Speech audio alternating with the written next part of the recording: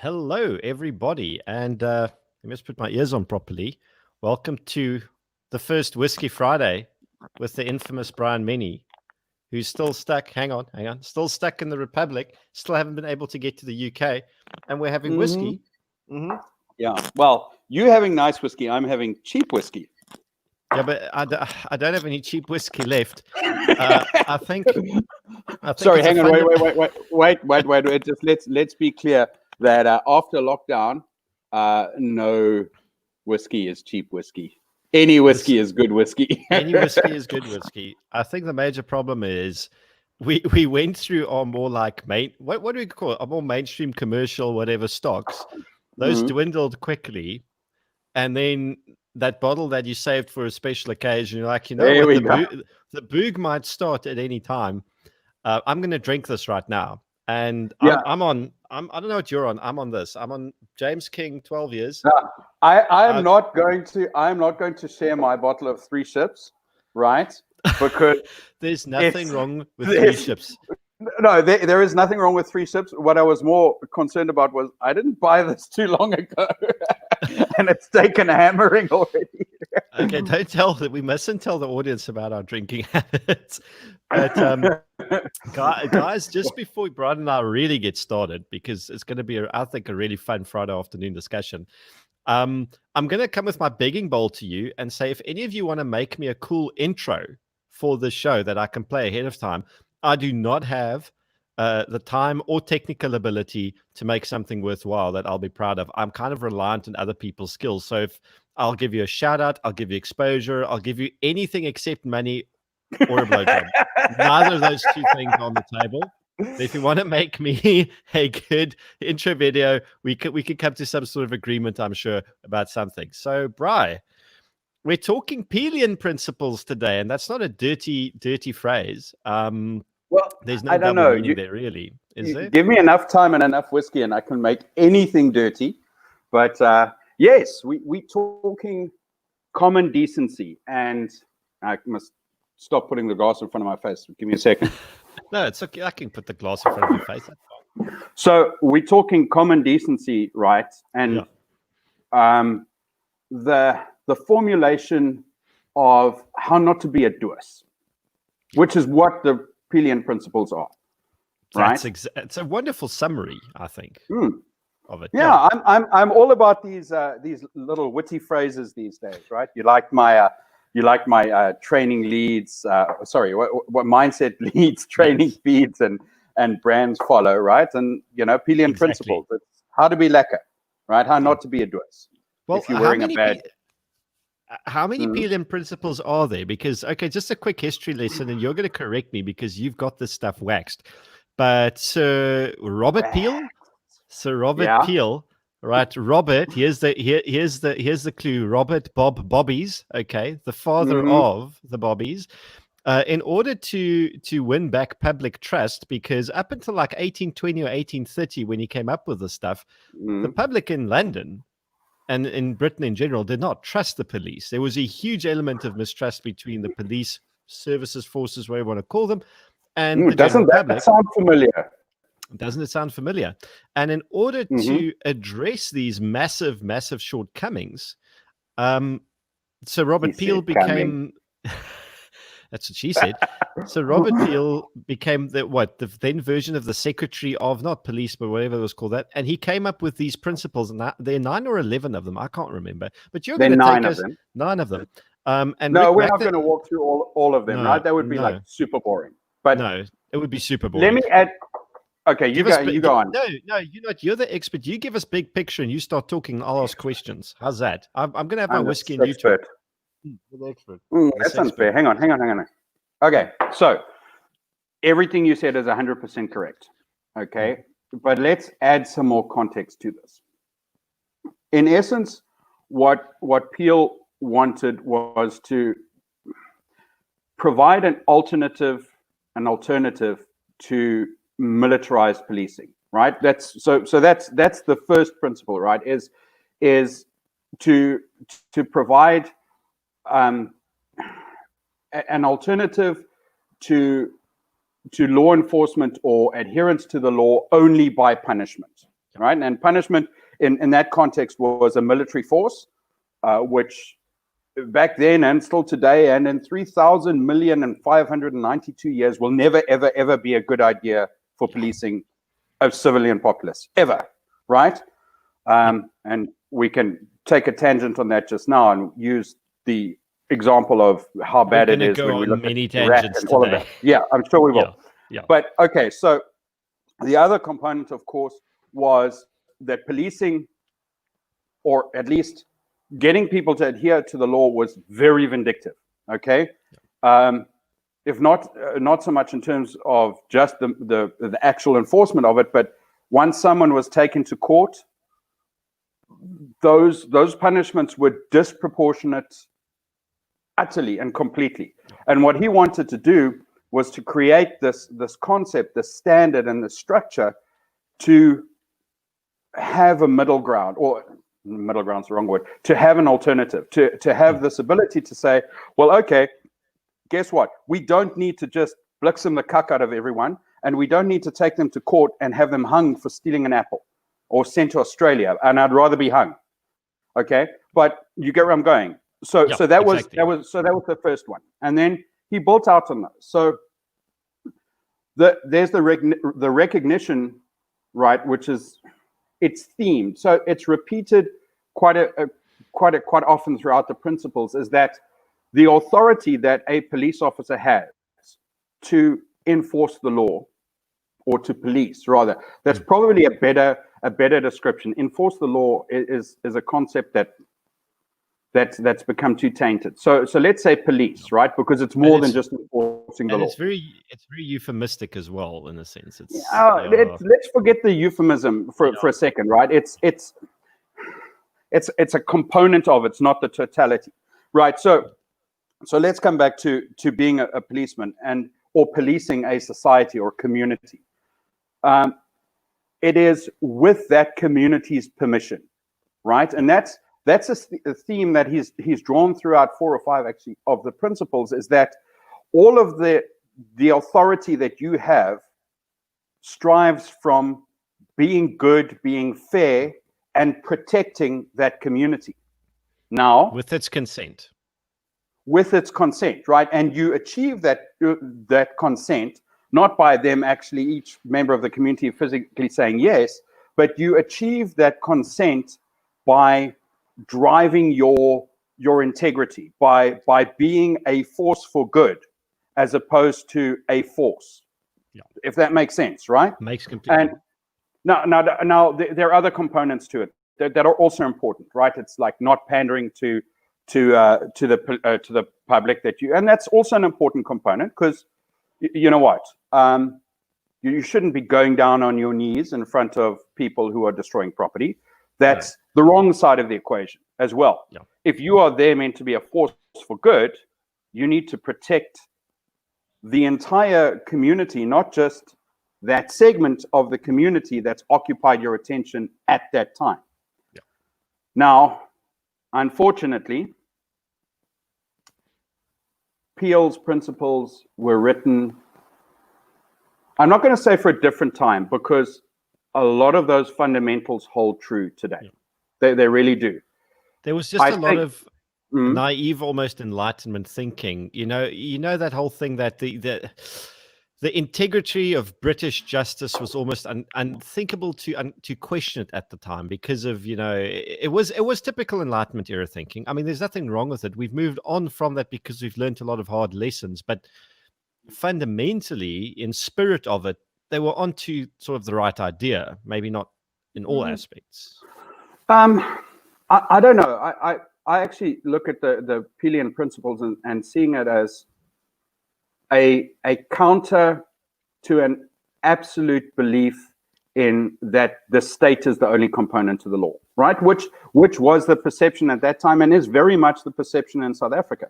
Now, again, let's understand that South Africa is somewhat of a battered spouse, right?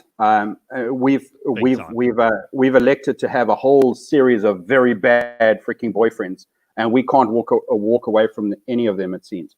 But what we are left with as a totality right, as a community, if I can use the concept for South Africa, is that the state is somehow not to be questioned, even by the very people who questioned the state very successfully and brought about a regime change, have just gone back into the mindset that, oh, okay, now hang on, now we have a state we like, we mustn't question it. Exactly. Okay, and I think what Peel's ideals was that the police was meant to be an apolitical, impartial force to ensure fairness and good, and that hasn't been followed through, right? Well, interestingly enough, like I was a boring person, and I went and I read them in their original state, and Peel made it quite clear that a policeman is nothing other than an ordinary citizen who has chosen to take it upon himself to busy himself in an almost professional manner with a very specific set of civic responsibilities that are actually the responsibilities of everybody, but that that the policeman or policewoman now dedicates a specific set of time to that other people are capable of doing. So in essence, Peel's view of the police is you are a normal citizen. There's no difference between you and anybody else, except for the fact that you are busying yourself with a very particular activity. You are not above nor below anyone in the status quo. You're equal and ordinary in this sense. Whereas a totalitarian government or a tyrannical government or an authoritarian government, whatever you want to call them, uses an organ of state as not as a, as much as socialists and communists love talking about, solidarity and the Soviet and, internationalism and all these wonderful, like, flighted words, the police force, whether they are secret or state or otherwise in a tyrannical regime, is not equal to the citizens. It's an organ to oppress. That's all it is. And unfortunately, sorry, you go. Which is exactly what the South African police have become, right? And we can unpack a little bit about the relative or various types of police force, but unfortunately, the South African police, the national police, which is completely incorrectly the primary law enforcement agency in this country, is no longer a police organization. It is quite simply an instrument of Bheki Cele's will, right? And that will is not actually really reflective even of the ANC. Now, the ANC is a criminal organization. Let's not forget that. But Bheki Cele is he's part of a special part of the criminal organization, right? And the police officers, it doesn't really matter what their political outlook is or their agreement with it or not. All of them, right, the South African police officers certainly are becoming nothing but enforcers of his will, right? And we can see in all these court cases, what they're doing is diametrically opposed to the law. But hey, they're still going ahead and doing it because, he said, skop en donder. Exactly. And interesting today. So he's appealing sections of the Collins Causa judgment that he doesn't like. And he's opening himself up to a major can of whip-ass here, by the way. I checked out some of Larry's posts on it, Larry Marks. Now, Larry, I am not remotely educated enough in the legal school to be able to always understand everything Larry talks about. Not that he is trying to be overcomplicated, but there's clearly a lot more at play here, and that Cele can get his ass properly kicked. And I hope that the Collins family lawyer does this to him, because the courts of law, the justices, the courts, that part of the justice system is as much part of the strafproces, or whatever you want to call it, the justice system in SA, as the police are. So now the police are in conflict with the courts, because how many cases where a judge has ruled against the police in favor of the citizens have the cops gone and say, oh, we're appealing it? It's not a case of, oh, let's obey what the court has said, let's obey the law. It's like, no, we don't really like this outcome. We're going to keep appealing it and tying the issue up, because that Bato Pele bullshit doesn't exist. It's Bato Cele. It's Cele first. Yeah. That's what the cops have become, unfortunately. And unfortunately, when we talk about the South African police in particular, right? So they're a very flawed institution. They always have been. And unfortunately, real leadership, impartial leadership with integrity, is not encouraged to rise above the ranks. I mean, we saw now 8 fairly senior people, including the former head of supply chain for the Western Cape, got their asses arrested yesterday for corruption. Good, right? Including the head of supply chain. I can actually remember a meeting with him where he thought that double action meant it fires 2 rounds at one with every trigger pull. Anywho, let's not unpack that idiot. But so that's pretty awesome. Right. Okay. So, now you've got me completely off track. So where were we? They've always been an inherently bad organization beset with institutional arrogance, right? And that's been the South African police has hardly ever been open to new ideas because they think that their way is the only way, the best way, etc. Now they have idiot with the hat coming on top. Okay. So now we have this organization that has just no gave real me a terrible mental image coming on top. Anyway, carry on. On top. On top. Okay, so now we have idiots on top, lording over this organization with very little institutional backbone, who should have Sithole, number one, right? He is an actual policeman who's been there for a while. He should have told him, listen up, twat and hat, we don't do this, and X, Y, and Z is unlawful. The head of legal services, where was he? He should have been telling the minister, you can't tell people who have a packet of cigarettes to prove where they bought it from.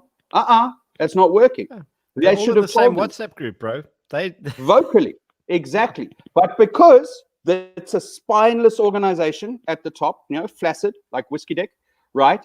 They cannot or refuse to stand up to that egomaniacal hat-wearing dude.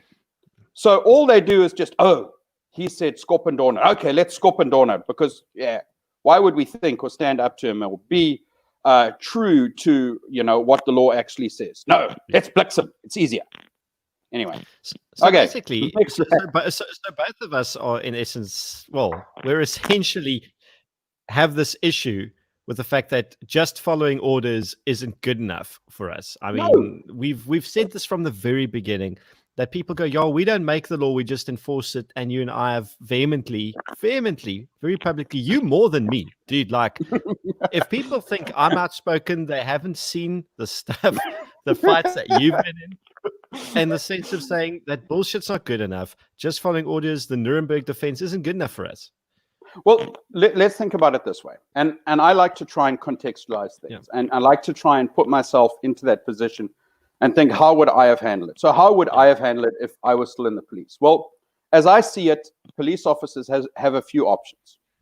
They could completely and utterly earn my respect and say, fuck this shit, I'm out. Here's my papers, I'm gone. Right? Yeah. Now, I fully understand not everybody has the opportunity to do that, the ability to do that, whatever. Okay? Here is the other option. They could have stood up publicly and said, this is wrong. This is not what policing is about. This is cruel, brutal, tyrannical. It needs to end. I would still respect that person a huge amount. I really would. Same. Because they want to deliver, they want to be true to their calling. Absolutely. Then you could have had the third option, right? Or not the third as in the last, but a third option. And you could have had police officers who say, you know what? If I speak out, it's going to open a, locker full of shit on me, and I really don't want this. So we know that bullying in the SAPs is a huge big problem. deal. It's a massive problem. We'll unpack that in a bit. This, right? Yeah. But you could have had that person who did that and said, you know what? Here's my decision to make. I'm not going to enforce these laws. Yeah. I won't speak out about them. Now, I would have respected that person quite a bit less, but I still would have respected them, right? You know what? They're still saying, yeah, I recognize these are bullshit things. These are completely unlawful. It's against the spirit of the actual Disaster Management Act in and of itself, even though that's bad law, horrendously bad law. It's certainly against the spirit of the Criminal Procedures Act, and it's without a doubt against the intent, the spirit, and in some cases the letter of the Police Services Act. So if they had just organizationally or even individually just turned around and said, you know what, I'm not chasing surfers or hairdressers or someone trying to earn an honest living. I joined up into this agency or force or career pathway to catch criminals, because that's why a police officer is there. They want to catch criminals, real criminals. Actually, you know what, Bryan? They just pause it there quickly before continuing. Bryan has for a long time, if you want to trigger him, tell him police are there to serve and protect, and he will scream at you and say, bullshit, we're not there to serve and protect, we're there to catch criminals. That's what a policeman does. And I made the mistake of saying that to you in the beginning of our friendship, and boy, did you correct me on that. So just unpause, carry on. I will be true to honesty and say I've regurgitated that statement. Yeah. And the serve part take out of it, right? Because that implies something different. Definitely protect, not in the paternalistic fashion, right? But the primary. You're still your own first responder. Yeah, absolutely. Remind people of absolutely. But you protect your community and you serve your community. Let me bring it back on, just to be true to the nomenclature or the euphemism of it, by catching criminals and being a force for good. Okay. Now, does that mean you can't go and save the person stuck in a tree or whatever it is? No, of course. That is being a decent fucking human being, right? That's why you go and help deliver babies, or you help firefighters get people out of houses and all of that, right? And you deliver first aid to people, although apparently that's not a thing anymore that people do. But anyway, you go and help someone who's hurt in a car accident as best you can, because that's what decent people do. But your reason for wearing that badge is to catch criminals, real criminals, right? Anyway, you took me off track here, so your fault that we're on this tangent. I don't know. Have we actually got anyone joining us, or is it just you and I? No. We've got at least 52 viewers and a whole bunch of comments running. And guys, we've got a fight between my YouTube viewers and my and we call them the Facebook boomers. So everyone subscribe to Whitey for the Whitey, hey?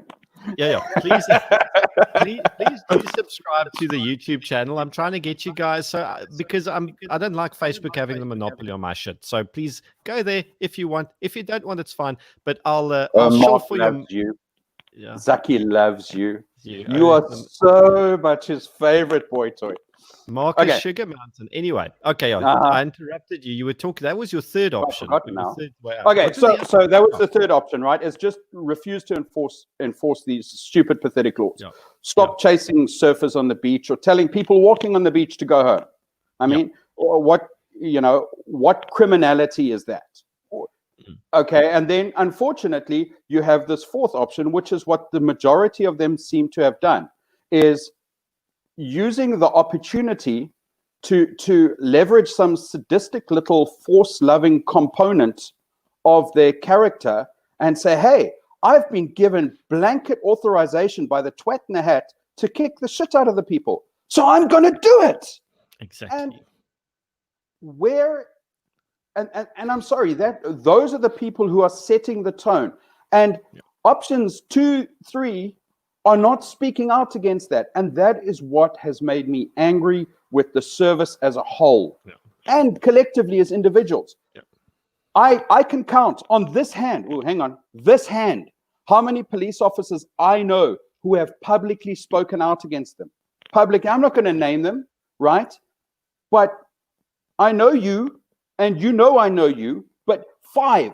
Less than 5, actually. Sorry. And you've got a fuck ton of police friends. Well, I think you lost a few over the lockdown. To be fair, I think I make a bit of a meal of it. I've shared about probably 40 or so, but not all of them police. So Dale Carnegie's book, How to Win Friends and Influence People, Bryan, as far as the police were concerned, did the polar fucking opposite over the entire lockdown. Yeah, you told the truth. So, but just it's a very frustrating thing, right? So I mean, frustrating. Let me delve emotively and be a little emo, right? This is shit that you dedicate your life to at some point, right? Yeah. And not so much for myself. I dedicated my life to it for a little bit. True. No, you were big time law enforcement, Bryan. Yeah, but let me finish a little bit here. So I dedicate my life to it a little bit. I'm married to a woman who dedicated her life to this in a huge way. Yeah. Every single day, I got to look at her face and see her disgust and how her former colleagues were operating, how her former colleagues were treating her because of me. And you think, you know what? I'm allowed to swear, right? Yeah, dude. Yeah. Potty Well, mouth I've on been the sharing show. all the Go time. for it. And then all you think of is, well, fuck you all, right? If that is your attitude, right? All you are showing me is why it is so easy for an organization that should be aimed at protecting the community and catching criminals to leverage this joyful, sadistic pleasure in beating someone. Yeah. And how do you justify? Now let's take another step back, because a whole bunch of different personality types join the police. That is true. Okay.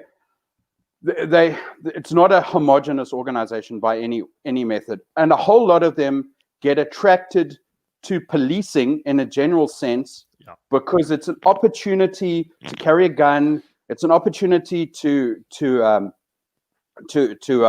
become involved with conflicts and actually fight with people and things like that. I'm trying to be very simple, because otherwise I'll go on and on and on. But you come back to this, and once they actually start doing it, and unfortunately the training doesn't always do the best possible job in weeding out those personality types. It does a little bit, but not as well as it should. Certainly not these days. And now I'm sounding like one of those idiots who said Madar. But anyway, so you back have in your day, back in my day. Back in my day, you were too drunk to remember anything. Okay, so coming back to this, so you get these people whose primary motivation is I can apply force and carry the gun and wear the uniform and all that sort of thing. Well, those idiots should go and join the army, because in policing, that's a small part of it. The whole gun and shooting thing, it's one small part of it. It's not all of it. It's not even the main part of it. It's and that's something that a lot of personality types in the police can't deal with, is the fact that, I'm not the tactical task force wannabe operator the whole time. At some other times, I've got to, sit down there and have someone cry on my shoulder. At some other times there, I've got to actually go and sit down with a homeless person and share a cigarette with them, because you know what? That's just a part of the entire job. I can't go and scoop and doorknob everything. But unfortunately, with their current leadership, that's the only component that's being encouraged. And you can see this in the general broad tactics. Let me give you an example. Domestic violence. Probably the biggest single issue in crime. Not alcohol, not firearms, not anything. Domestic violence. People being arrogant shitheads in a domestic context to other people. Okay? How does Bright Spark intend to combat it? Let's see. So he goes to Khayelitsha, which has got the highest recorded counts, I think, of domestic violence. Yeah. And he deploys his little tactical retarded twat heads, the TRT. He deploys a tactical team to walk around and patrol the streets to address problems and issues happening in people's houses. Does that not give you the idea of that organizational mindset? We will use force even when force is clearly not the way to do these things. But hey, sorry, I interrupted you. No, but that feeds into the point that we segued away from. Well, we put a pin in it, okay, and kind of want to come back to it. Bullying in this organization, the way that the decent cops. Now, I'm going to put this out there, and people are welcome to disagree with me, but I've read enough Institute of Race Relations Broken Lube Blue Line reports in the sense that broken lube. The SAPS is unfortunately an organization that's predominantly criminal, corrupt, and evil, and there's a handful of good guys still in it. It's not an organization with mostly good guys and a few bad apples. Unfortunately, from the outside looking in, and from the data that's available for perusal, it's a sick organization that's like throughout. It should be devolved. It should be ended. It should be resolved, and we're going to talk about how to fix it, how to fix the situation after this. We're going for a commercial break. No, not a fork. I don't do commercial breaks. But the fact is, has anybody got a question yet? No, plenty of comments, but we'll work through them. Okay. If you are a good cop in the SAPS right now, Mm. You are probably being intimidated, bullied, treated like absolute shit. And one of my friends is a policeman, and he hasn't spoken out against the stuff, well, not publicly. He's spoken out against it in private to me and whomever else. But he cannot say a word because he will be absolutely torn to shreds and victimized. Like, and that indicates to me that the majority of his colleagues are sick fuckheads who really should not be trusted with a gun or a badge or fucking ice cream in a cone, for that matter. And there are enough of them around to make his life and his career a living hell, as they have prior to lockdown, to prevent him or to discourage him from speaking out and being a good cop. So the bad cops do ruin the good cops. And now, But let's also make this very clear. Institutional bullying in the South African Police Service has been going since it started, right? Institutional bullying in the South African Police Service is not a new thing. No. By no means is it a new thing. And it's not specific to lockdown, but you are 100% correct, right? The police... long prior to lockdown, this was a shit show. So the police as an organization hold a big fat carrot over a stick over a lot of members' heads, right? It's their pension. Now, I've got some bad news for the police. They need to go and look on the GEPF's website, right? Just and ask their HR people how safe that pension is. But, right, that's a big stick. And it's a big deal. Of course it is. That's representative largely of people's life savings, especially when they get the salaries that they get paid. May I add one thing? Right, we were talking about the whole whatever you want, dude. That's a dangerous opening. So we were talking about the whole protect and serve thing and the other thing. You know what is actually a little bit more triggering, and now that we talked about salaries, it kind of reminded me, was the whole thank you for your service thing. Now, you don't need to thank a police officer for their service. They get paid a salary. That's their calling. You don't need to thank a doctor or a pilot for this. No. That's what we do. No, you don't need to thank a doctor, a pilot, or anyone. And it's nice, I'm sure. It gets a little sycophantic, though, right? Because you thank the person who comes to save you from a burning house or an armed robbery. Absolutely. Sure. Right? You thank them with big, wet, sloppy kisses. I have 100%. But if someone's walking down the street, probably on their way to go and get a pie and a Coke or a smoke and KFC or donuts or whatever, you don't need to, they're standing in front of you in the queue. You don't need to let them go to the till first, right? They're no different from you. They just do a job. You don't need to stop them and pat them on the shoulder and say, thank you for your service. Yeah, I kind of bought into that a little bit, right? And I used to, it's nice. But it's part of personal growth is to discard shit that doesn't work anymore. I'm not saying you have to do the opposite and be absolutely antagonistic, although these days maybe you could.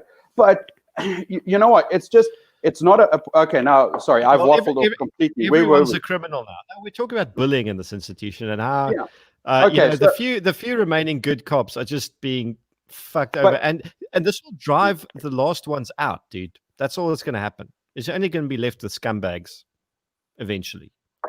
Well, if this was an ideal world, or at least moving towards an ideal world, or had any inclination to want to have a remarkably feasible solution to the broader issues that are within the context of policing, is that they wouldn't need to leave the organization, because the organization should be completely and utterly disbanded.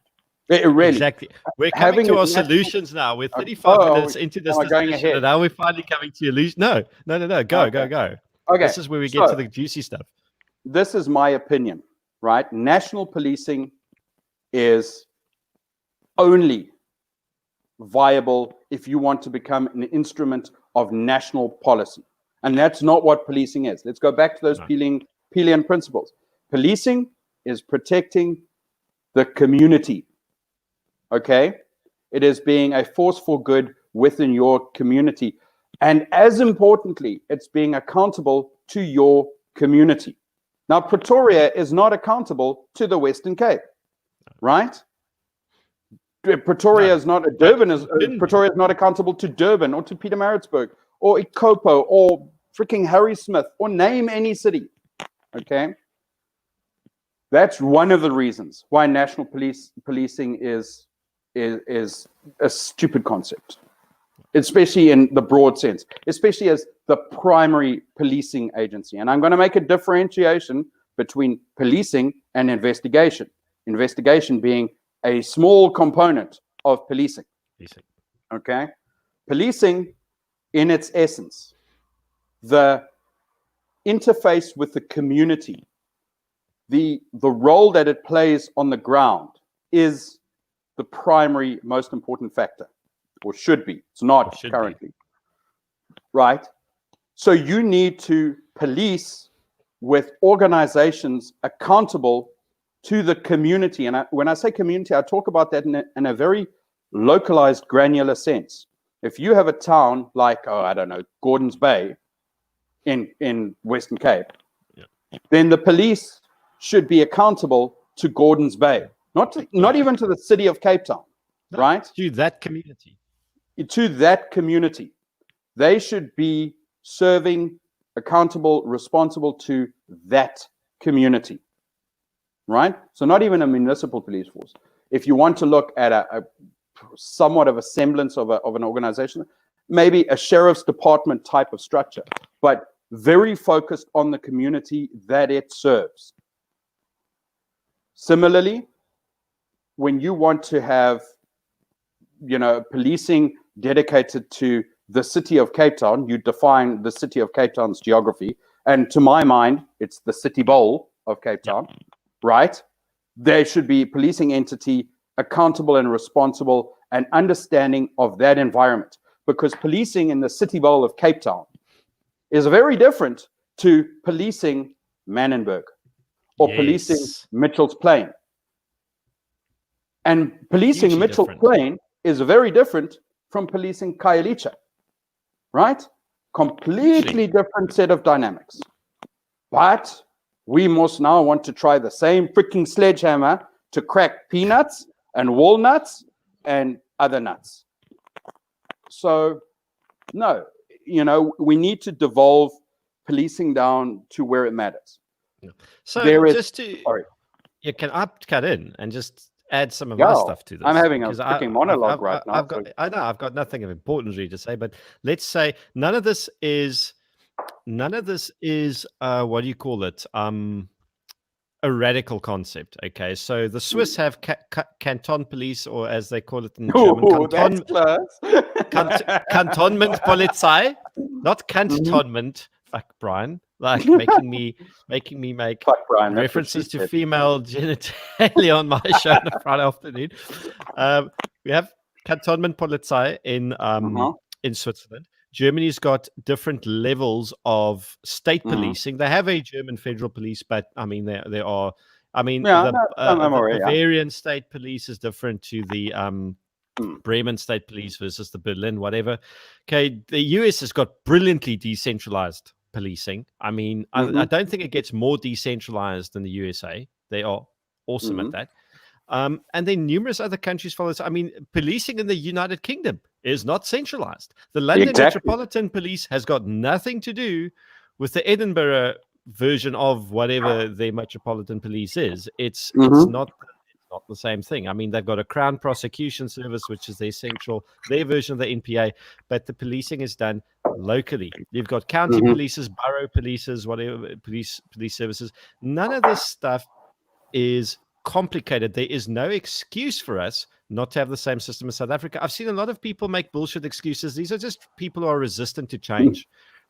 And the worst thing is they're resistant to change, not because the idea is new. The idea is old as time. They just can't get out of their little box and say, let's think laterally. Communities in South Africa are different. We have 11 languages, 11 different fucking cultures and tribes, a whole bunch of inbred people. We have far left, far right. It's just, we are not a homogenous society. We are closer to Yugoslavia than we are to an actual single state. Well, South Africa as a construct is a flawed one, right? It's an idea, flawed. Right? Which probably, in all fairness, should be recognized as a really bad idea. Okay, and say, let's stop the bad idea train. because it is. But, we can unpack that at some other time. Let's come back to policing. Yep. So before you distracted me with your waffle about Germany and the UK and all of those, and all of that is 100% true. And I do realize that you're saying it to the benefit of someone else or other people. But let's also understand, let's bring this back to South Africa. And we have actual structures in a lot of places right now where municipal law enforcement exists. And rightly so. I think that the Canadians have a sort of a flow through a centralized, decentralized model, as do the French, right? But what they do, as far as my understanding goes, and far as my knowledge goes, is they don't assign primacy to their national police service outside of a set of very specific parameters. So for the French example, and this, I think the Spanish example as well, is that their localized policing, their community-based policing services have primacy in almost everything except something like a hostage situation, right? Where they might not have the internal skill sets to resolve that. Because let's face it, those are very, very expensive skill sets to maintain. Well, that's why we've got the special task force, right? I mean, yeah. So, and if you break that back to the South African context, and if you follow on, solution creations, right? So if we could model out community-focused policing for the vast majority of policing, okay? Detective work, right? Again, I'll come back to the realities of South Africa. So if domestic violence is one of our primary causal factors, that is not a national crime. That's not organized across borders and shit like that, right? Domestic violence is very local and community specific. Extremely. The causal factors might be wide, right? Dickhead people, and then, over-reliance on various crutches, such as alcohol and things like that, and an inability to process anger, poverty, all those sort of things. And the welfare state, let's not... right. Well, poverty, right? So, because welfare states create poverty. Exactly. Anywho, but coming back to the causal factors are localized. You don't need to address a localized problem with a national component. Now, there are certain things that have a national look, and let's put a pin into that. The vast majority of crime that a police officer deals with, housebreakings, car theft, domestic violence, all of those sort of things are localized, right? Yes, and now some people are going to say, oh, yes, but gangs are a national problem. Bullshit. Gangs are a local problem. They might have national representation. They're a local problem.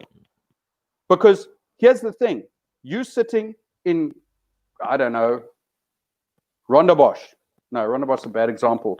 No, Rondebosch is a good example. If you're sitting in a well-to-do suburb, Rondebosch, right, your gangs are a very small impact to you. Very small, right?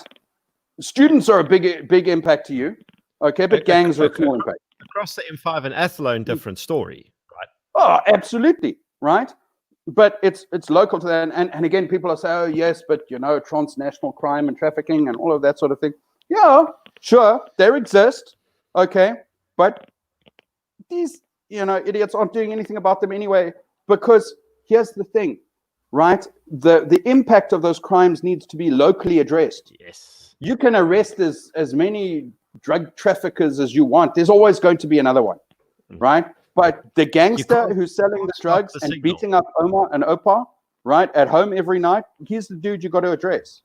Yeah. So, why is having a national task team relevant to that? That's bullshit, okay? So, community crime is the biggest issue. Community-focused crime, community-oriented crime. It needs to be policed at that level. Yeah. Of course, you can have national structures for exactly the things I was talking about. So, an intelligence structure would be twofold, right? It would be locally focused, or you'd have a component locally focused, but you'd also need to be nationally for a variety of reasons, but deconfliction and amalgamation, all of those components of it would best serve it as a national level. So you have that two-tiered. Something like a large-scale public disorder capability, you'd have that at national level, right? That can deploy around and do a better job, hopefully, than what they're doing overseas in dealing with that, or locally, for that matter. All locally. And then, all locally. We'll get onto that little soapbox just now. But so then you add to that, and you can have a nationalized investigation capacity, forensic capacity to help those local communities that might not have it. But for the rest of, other than being a support function or a specialized function, leave the fucking local policing communities alone. Let them do. Sorry, someone's calling. Okay, let them do what they need to do. You don't need to have a national institution looking after community-based issues. Exactly. Okay, back to you. Okay, so back to me, and that covers like a huge swathe of it. And Paul, I just saw, look, there's an awesome amount of really good comments that just keep coming and discussions happening. Read some of them. Well, there's one from Paul that just caught my eye now, and Paul Hart. And I just no, Paul, Paul Hart, Paul. Paul Hart, and he says wonderful ideas, Gideon and Bryan. I mean, you can read this, Bryan. Do you honestly see radical economic transformation? We'll have radical policing transformation. So I think the big deal about talking about ideas like this online is not in the sense that the talk is going to make the change happen, but this is not a battle that will ever, ever, ever be won in a court of law. It can only be won in one court, and that's the court of public opinion. So what we're trying to do and achieve with this is you need to change and alter the public consciousness, because firstly, I think most people are aware of the fact that policing in SA is a problem. It's not okay. It's not healthy. There are major things wrong with it. But the average person now, maybe I'm being highly uncharitable here, and maybe it's because I've had way too much whiskey so far this afternoon. Okay. At least I'm not driving anywhere later. One of the major problems is we have a national lack, dearth, starvation of critical thinking. And as much as a horrible thing as that is, and it leads to a whole bunch of really shit outcomes, it also creates like a fertile ground for us to plant seeds to say, hang on, we can be solutions driven. And in fact, we've got really fucking good solutions. And people like Bryan and I really like taking credit for fucking old solutions that's been around for ages, but that people are too blinkered to notice. And one of them is decentralized policing. And the cool thing about decentralized policing is people are so focused and so worried about the minutia, about the logistics of it, like how will it be funded, that stuff happens, guys. Like, how do you think a local municipality is funded? Like, somebody has to pay for the local street sweeper. Hello. Okay, let me come in onto you there, right? So the primary crux of Paul's question is, how do we make a change, right? So let's examine that component. So making a change. And changes can actually be a whole lot quicker than you think. And way back in Tunisia, one street seller decided he was a little cold and he wanted to warm himself up, and a whole big movement started. Okay. Yep. The Arab Spring, for those who weren't paying attention. Coming back, and listen, for anyone who doesn't know me, I have the world's darkest sense of humor. Deal with it or fuck off. I really don't care. But coming back to the change, here's how you start the change. And the start could inspire a snowball or not. I don't know. But this is how you started. This your eerste tree, your first step, is you stop giving the police and the state the power. And how do you do that? You stop making them the solution. What do I mean by that? If your entire planning to dealing with the violent event or a critical event is to dial 10111, you have given the idiots and big twat in the hat the power to be your only savior. If you change here and you decide, I am the solution to my problems, not Constable Koos or Sasan Sunny, me. I started. I am going to put in place the mechanisms. It might not happen like that. That might be a process, right? And it might happen quickly, it might not. Exactly. It might also be a process that you can't complete. This might be something you have to teach your kids. It's certainly something I'm teaching mine, is to not look externally for the solutions. They need to be, we'll use the cliched version, be your own first responder, right? Be your own solution. Don't call the teacher for your problem. Yes. Don't call the teacher for your problem. Starts at Don't school. go, Mommy, I need help. I can't open the bottle. Figure it out. Okay. Now, it's a little juvenile. I'll get it. But it's the same concept. It's the same concept. It's just that from an earlier stage. Exactly. Right? So the more you say the state must, shush you, I'm talking. The more you say the state must. Drink whiskey, you talk. You drink whiskey, right? You have nicer whiskey than I do, but I have more whiskey than you do. So I also have vodka and beer, and I'm sorted. Anyway, coming back to this, the more you go, the state must do this, the state must do that. I must have my SASSA grant. I must have my PUP help, whatever. The more you give those idiots power. How do you take it away? Stop relying on them. How do you stop relying on it? You make one small change a day. Oh, I'm scared of criminals. Okay, get fit. Learn how to take care of yourself. Get a firearm. Learn how to use it. Step by step by step by step. Learn how to fight. Learn how to run away. The gun really helps, but it's not the only thing. And we're going to, what you just said though, where I wanted to interrupt you before. Oh, we're having another segue. Yeah, we're having another segue. We're going to have two segues quickly. One is when you said about, it changes here. Again, mindset leads, training feeds, equipment follows, brand follows, whatever. Oh, hang on. While you're talking to us, look here, nice haircut. I support same. So I may or may not have got an illicit haircut today. I support hairdressers. So one thing, take away from this, go out there, find your local hairdresser, whomever he or she may be. Any comments about my haircut? What's off? Go get a haircut. This is the most rebellious thing you can do in 2020 right now. Go get a haircut. Okay. Have a surf. Have a surf.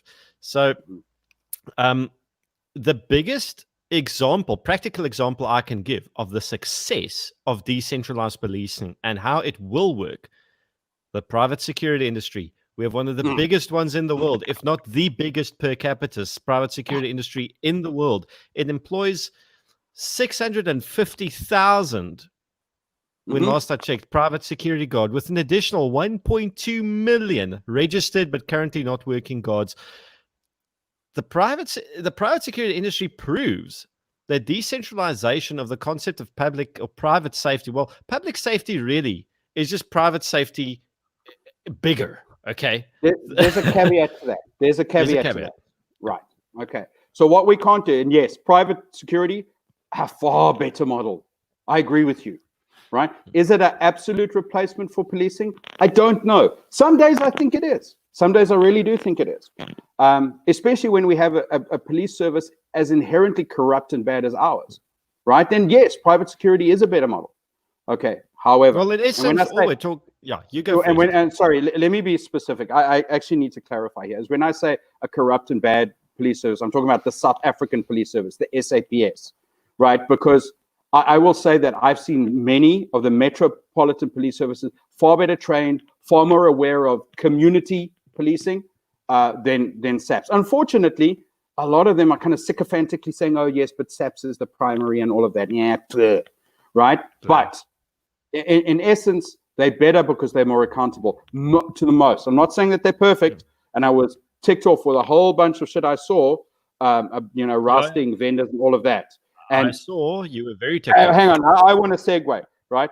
And I'll say this: if certain political parties, whose stance I really respect against the lockdown regulations, right, are not instructing police within their communities to stop enforcing those unconstitutional and unlawful lockdown regulations, it's kind of hypocritical. I'm just putting it out there. Anyway, back to what I was saying. I'm having one of the MPs of one of those political parties on the show on Tuesday. Yeah, but I'm pretty sure he agrees with that stance. He will, because Zach is good people. So, yeah. He is damn good people. Yeah, so, to Zach. To Zach. Actually, Zach, if you're watching, cheers. We're toasting you. And also, I need to put another one out for Bryan Satole from last night, because Bryan's are awesome.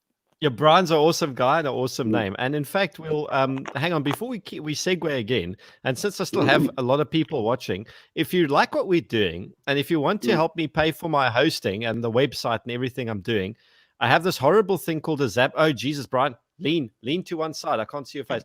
I've got this massive Zapper code that you can scan with your cell phone. And if you want to, you can send money, donate, whatever. Send me dirty pictures of pipe hugs. God alone knows. Like, you can. Here's the thing. Buy Gideon and Bryan whiskey with our Zapper code. Support Whiskey Friday. We will spend it on liquor. Okay. Yes, liquor. And I promise faithfully not to buy this again. I'll buy Irish whiskey, dude, with an E. Can I just tell the audience a story? Before we went into lockdown, and I ended up in Swellendam, and there was a whole shit show. And guys, if you want to hear the full story, you must come have a drink with me, because I can take numerous bottles. But Bryan gave me a bottle of 3 ships. Bryan gave me the most precious thing before lockdown, which was a bottle of 50% of my whiskey stock at that stage. I'll point that out. 50% of your whiskey stock, and it was epic. It was the best whiskey I've ever had, because I ran out during the first couple of weeks. And that's okay. Awesome. I had 2 of your bottles of wine, so it was a fair trade. But, okay, so we managed to talk about how we're going to fix it, decentralizing the SAPs, all this stuff. I think we talked about how we're going to fix it by changing our mindset. Fixing the national mindset. That's really. Are you watching the time? Yeah. So what time do you need to go, bro? I think I've got about another hour, right? I think. Let me check. Hang on. Is anyone still here? There's lots of people still here. Like, we've had consistent views all the way through. But I'm good on time for at least another half an hour. Yeah, I'm just worried about you, right? Because your wife scares me more than you do. Well, she sees right through people. I need to actually go and be responsible just now. But in reality, I think let's talk guns quickly. So, you're a shotgun now guy. The hate's going to start. Yes, Mossberg. There we go. Because the loading port's big and you can fit things in the hole. No loading gate. There's no loading gate to make. Hang on, I got to do the whole get the camera thing. There's no loading gate to make anal on the thumb, because that's the biggest thing. And Winchester makes anal on the thumb. My 1300 bytes. Yeah, and Remington and Maslow and that's right. Mossberg, right? Built by rednecks for rednecks. There we go. And it works. Look, to be honest, I had a chance to swap shotguns with Bryan. Yeah. Yes, you talk. You have a beautiful voice. Talk. No, your voice is much more baritone than mine. Go for it. I'll do James Earl Jones. The Mossberg, simple, right? Because simplicity breeds reliability. Okay. And the Mossberg 500, certainly from my point of view, right? And yes, I'm not saying the Remingtons are bad. I'm not saying the Winchesters are bad. I'm saying I prefer the Mossberg because it's easier for me. Stumpy fingers, somewhat of a simplified personality type when it comes to things. I do like shotguns because of their inherent violence. And when I say violence, I'm not talking about arbitrary nonsense violence. Oh no, shotguns are for people, but I can't shoot properly. You know this. Dude, I've been training. This is Ono Barlow, by the way. I've been training with Ono for 10 years, right? He is awesome. He is the ultimate mind shift, mind shifter, right? He really is. Why? Because now we all shotguns. Why? Because he will actually think about and share his thought process and then pressure test everything. Make sure it works, right? Before he blabs about it. And there are a whole bunch of other instructors and trainers who blab about bullshit they've never tested, right? And we know this because we have the competency system and the PFT. Oh, sorry, I can't say that. Anywho. So guys, winding down, because I think we really did well covering peeling principles and policing. And I think there's much more to this discussion. So we'll have more Whiskey Fridays, guys. Like, if you like what we're doing. Sorry, Friday. And the cool thing is, send us some questions in the comments, because the comments are really awesome, and I'm going to put some of them on. But before we close down shop and carry on with our Friday and go have a Friday, send me some questions in the comment section to ask Bryan, because there's my whiskey. There's a little bit left, and I see. Hang on, Paul clearly doesn't know you well enough, Bryan. Bryan, a Glocky guy. Yes, Paul. Bryan is a Glocky guy from this concept. Glock, and I will give, again, credit to a whole other bunch of people who helped shape my thinking. Glock is simple, right? Bryan is simple. Bryan likes and click. easy. Point, click, boom. Okay? Yeah. And the other component is it needs to go boom reliably, and Glock does that. And if you want my absolute recommendation, Glock 48. It used to be Glock 19. I still have a Glock 19, but Glock 48. From my perspective, me, this idiot here, it balances comfort to carry, reliable, and then all the other Glock attributes, reliability, the whole way. However, if you ask me which gun is the most fun to shoot, this is the gun that's the most fun to shoot. It's a 1911 that fires 3.57 SIG rounds with a built-in ammunition factory instead of a magazine, so that I can go boom, boom, boom all day. That's the gun I want, but until then, I'll go with a Glock. I thought you were going to say it's a VZ58. Sorry. Oh, we have to speak American, a VZ58. A VZ. I do like the VZ58. I really do. I stole one for myself in Afghanistan, and it was very nice amongst a whole bunch of other stolen items. But I like it. It is good. Hey, the M4s you appropriated it from Taliban. I mean, it was a fair fight. But it wasn't quite from the Taliban. Well, I suppose you can call the Afghan police the Taliban. Sure. So, okay. Saint Andre, what's the best shotgun to buy first time? Home defense. First time for home defense. Mossberg 500. Mossberg 500. It's easy. It's simple, right? It really is. It really is, And no, not the whole Joe Biden click and shoot in the porch. No. You're going to actually shoot the guy. Yeah, okay. But Mossberg 500. Easy, simple, reliable. Yeah. Right? Eleutheria, that's Beth. So Whisky Friday every day. Subscribe to Beth's channel, please, guys. She does awesome work. And Beth, if you're still watching, you might be. Let's do another stream next week. Let me know what time suits you, because Beth is great people. Ice, Whisky Beth. Wednesday and Fridays. Like, I don't know if I can get Bryan drunk twice a week. We can't afford it. If you want to see us drunk twice a week, pay into my Zapper and I can buy us whiskey.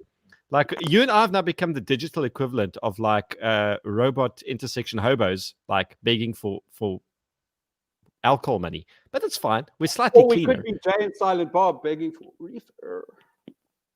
Reefer's legal. You can, and rightly so. Yeah. Rightly so. Ja. CEO tip-off, that's Anton Stegman. Fuck die bar is toe. Ons kan net so wel weer. And by the way, seriously. Okay, go ahead. Shout out to Anton for offering to do an intro for me earlier in the chat that no one else may have seen. I will definitely take you up on this, sir. Is he going to do the intro? Anton, please. The best sound clip ever is Gareth Cliff saying, "You petty socialist." Please put that in. That would be so awesome. And I actually have sent him a song example. Him. A song example, right? Stolen blatantly from the IRA, which I adapted a little bit. So if you know any musical people, just help the dude out, right? Okay. I think that's a fair one, because you're basically the other half of Paratus. You've been with us since Gun Servant. Paratus.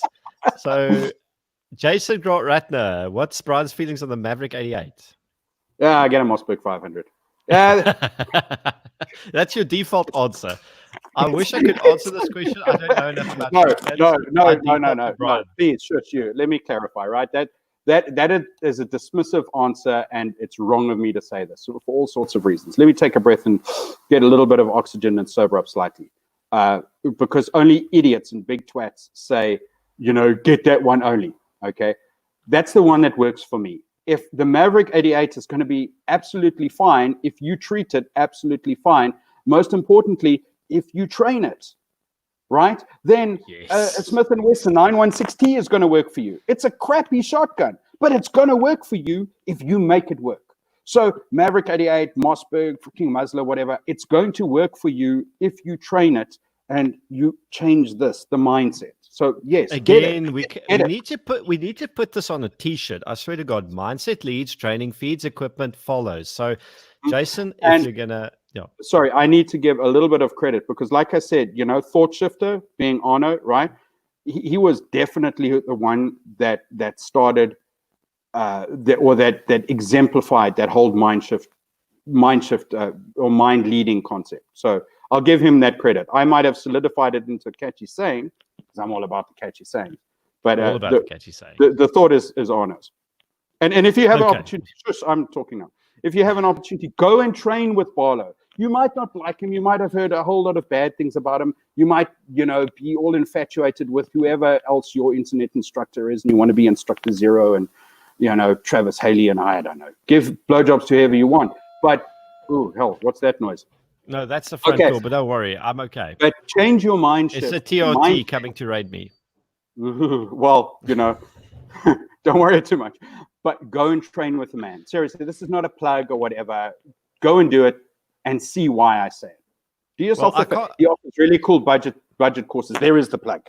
Yeah. Okay. Well, I can't plug Arno, firstly, because you can buy his videos, his 200 minutes of training videos through me. There you go. Send me an email. Ask me, buy his videos. And secondly, the only reason I hang out with Arno, or rather, let me rephrase, I hang out with Arno because there's something mentally ill wrong with me. Arno hangs out with me because he likes blitzing me in his garage. And I think that's quite literally the only reason. He's still. I think that's why Rick hangs out with Arno as well, right? Because bondage and submission. BDSM. Yeah. This is true. Here's my email, guys. My email's in the bottom left corner of your screen. Email me if you want Arno's training videos. I'll sell them to you, and we get a cat. George, question: if you are a trucker and you work over border and buy a cigarette, can they confiscate it? They can only confiscate that which they find. Don't let them find it. No, they can't do a thing. Yeah. So, George, may I if say you one buy, thing? Stop asking the state for permission. Go and get your life back. Yeah. Go and get your life 5 back. minutes. We gotta go. Yeah, we gotta go. Beth says, "Do I still have her number?" I think I do, but just send it to me on Messenger. And I think, hang on, how many more questions do you have? Alan wants Hawaiian shirts. Alan, we'll talk Hawaiian shirts, okay? Steve, Arno is scary as fuck. Indeed, he is. It's really like being abused, clearly. You don't know half of the story. And Bryan, you're not allowed to laugh. I have video. You have video. Trade with Arno and watch your nuts. And Paul, can I get my cap and hoodie before you get arrested? I'll do my best. Suppliers on it. Hopefully by next week, we're gonna have some real good movement on that. So just stay tuned to me. I'm on it, like I'm all over it, like ugly over a warthog, or in this case, ugly over me. And everyone wants their boogaloo shits. Jeez Louise. Okay. Saint Andre. Okay, last question, and this is a really good one. How do we get more involved for gun rights in SA? Bryan, do you want to take this one? And then I'll add. Change your mindset, right? Yeah. Invest emotionally in the fact that that's a component of making you more independent from daddy government. So once you've changed that, then join whoever. I mean, I would join GOSA. Join whoever appeals and speaks for you most. I think GOSA does the best job. But do that. Yeah. Join GOSA, as Beth says. Buy lots of guns. Train with lots of guns if you're going to buy lots of guns. Or buy less guns and train more. So the thing is, sexy gear, lots of accessories. None of those things are going to fix training fundamentals. Get that stuff waxed first, and then get the gear to help make shit easier. But spend the money on training first. And that brings us up to 1 hour and 10 minutes of talking, well, not talking shit, of drinking whiskey, talking sense, hopefully. We'll do more Whiskey Friday. We've had a really nice crowd, lots of interaction. You guys have been fantastic. I'm going to leave the stream with the, whatchamacallit, with my little, my stupid little zapper thing in this, there. So you said little. If you want to buy Gideon and Bryan whiskey for their Whiskey Fridays, you can buy whiskey there with where's my finger? Hang on, this side. There. You can buy whiskey for us there. And thank you for tuning in. Thank you for spending the time with us, commenting, asking questions, all this sort of stuff. You guys have been awesome. Bryan, I'm not going to say you're awesome because you already like know you are. Yeah, we've been friends for a long time. And that's the last of my whiskey done. And guys, have an awesome Friday. Stay safe. Train with your guns. Rangers will be opening soon again. And if they're not, go find one because some are already. And we'll see you. Go to Magnum United if you're in Pretoria. They are open and they're awesome. Right. They really awesome. are. Are they? They are indeed. And that's who, Mr. Rosley. Yes, strong personality. Yes, that's him. Yes. Like, go support him. He's good people. But also go because it really is a fucking cool range and it's awesome and it's great to train. I've never been, but I'll fix that. And get training. Anyway, this was cool. Let's do this next Friday. Yeah, we can do whiskey combatives next Friday too. We'll do combatives next Friday. We'll talk more Whiskey Fridays. If you guys want us to talk about something specific, just leave us a comment. I read all of them. I'm a complete narcissist. I don't skip any comments. I just don't like the ones I like. If I don't like what you say, I just skip the like. Okay. That's how I roll. He's the narcissist. I'm the dickhead. Yeah, that's how we all have our own special mental illnesses. Guys, thank you very much. And see you soon and have a lekker weekend. And from Gideon and Bryan, bye.